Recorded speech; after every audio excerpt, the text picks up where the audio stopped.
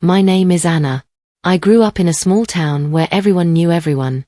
From the time I was 3 years old, Sarah was part of my life. Our mothers became best friends at a playground one summer day, and they pushed us together on the swings. Sarah had long brown hair and bright green eyes. I had blonde hair and blue eyes. We looked different, but we acted the same. We finished each other's sentences. We shared clothes, secrets, and dreams. People at school called us the twins, even though we were not related by blood. To me, she was my sister. We promised each other that nothing would ever come between us. Sarah was always the brave one. She spoke up when teachers were unfair. She stood in front of me when bullies tried to pick on me in middle school. When my parents fought and the house felt heavy, Sarah came over with her sleeping bag and stayed the whole night. She held my hand until I fell asleep. We made pinky promises that lasted forever. One silly day when we were 10, we pricked our fingers with a needle and pressed them together. Blood sisters now, we said. It was childish, but it felt real. When I turned 25, I met David at a local book club. He was tall, with dark hair and kind brown eyes. He taught history at the high school. He loved hiking, reading old novels, and making people laugh with his quiet jokes. The first person I told about him was Sarah. I called her the same night. I think he's special, I said. She demanded to meet him right away. The three of us had dinner the next weekend. Sarah grilled him with questions, but in a fun way. At the end of the night, she hugged him and whispered loud enough for me to hear, "You hurt Anna, and I'll make you regret it." We all laughed. David fit into our lives perfectly. 2 years later, David and I got married. Sarah was my maid of honor. She helped me pick the dress, plan the flowers, and write the vows. On the wedding day, she stood beside me in a green dress that matched her eyes. During her speech at the reception, she cried happy tears. Anna has been my sister since we were little. Today, David joins our family. I love you both so much. Everyone clapped. I believed her with all my heart. We bought a small house with a white porch and a big backyard. David kept teaching. I worked as a nurse at the town hospital. My shifts were long, sometimes nights. Sarah lived only 10 minutes away in a nice apartment. She sold real estate and made good money. She was always dating someone new, but nothing serious. She had a key to our house. She came over for dinner, movie nights, or just to talk. I trusted her completely. She watched the house when we went on vacation. She stayed with David when I worked late. "You two are my favorite people," she always said. Life felt safe and full. We had barbecues in the summer. David and Sarah teased me about my bad cooking. I loved watching them laugh together. It made me feel warm inside. See how well they get along. I thought, I'm lucky. But about 6 months before everything broke, small things started to feel wrong. David came home later than usual. He said he was staying at school to grade papers or plan lessons. He looked at his phone more and smiled at messages he didn't show me. Sarah cancelled our girls' nights more often. "Big client," she said. "Have to work late."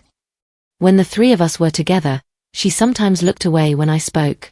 David touched her arm when he laughed at her jokes. I told myself I was imagining things. Best friends and husbands don't betray you. That's what I repeated in my head. One night, everything changed. I was supposed to work the night shift at the hospital. Around 8 o'clock, the floor was quiet, and the supervisor said I could go home early. I was excited. I thought I would surprise David with his favorite takeout and a movie. Earlier that day, Sarah had texted me, "Hey, I'm stopping by your house after work to borrow that cookbook you have." David said it's okay. "See you tomorrow." I smiled when I read it. Maybe all three of us could eat together. When I turned onto our street, I saw Sarah's red car in the driveway next to David's truck. The house looked dark from the outside, except for a soft light coming from our bedroom window upstairs. I parked on the street and walked up quietly. I don't know why I didn't make noise. Something in my stomach felt tight. I opened the front door without a sound. The house was quiet, but I heard soft voices upstairs. Then Sarah's laugh.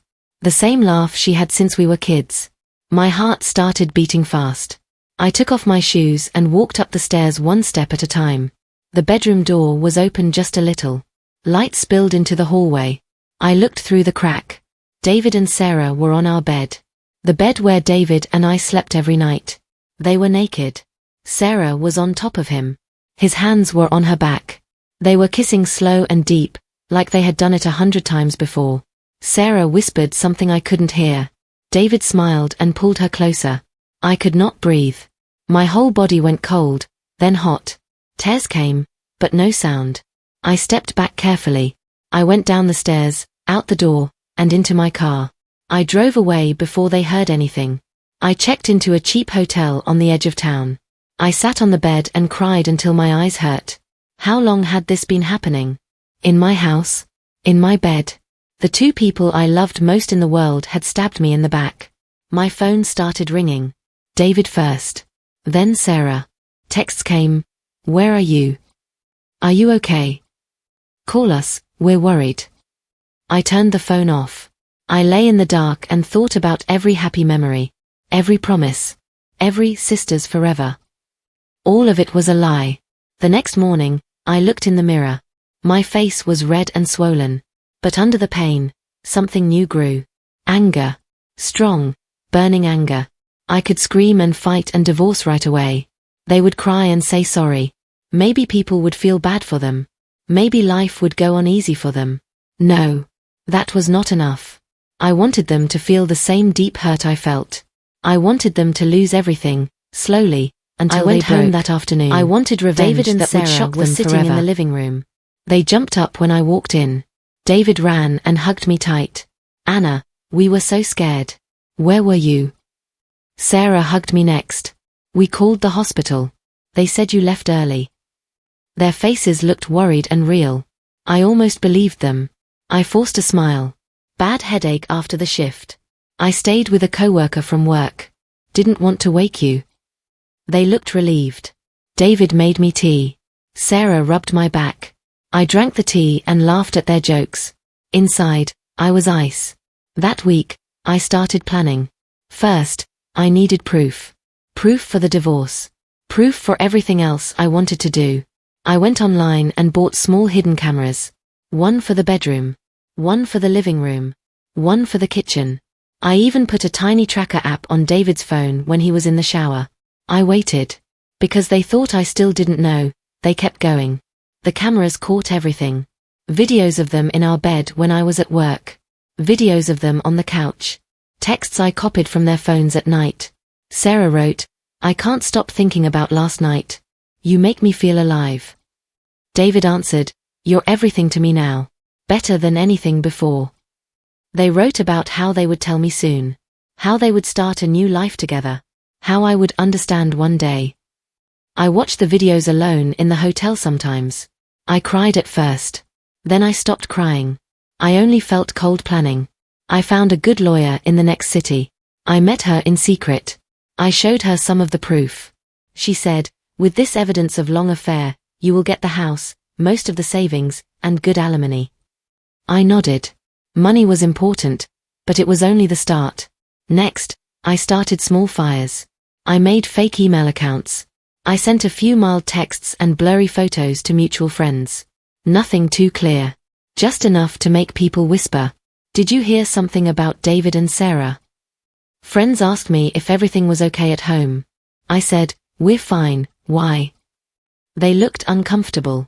Sarah noticed the whispers. She texted me, someone is spreading stupid rumors about me at work.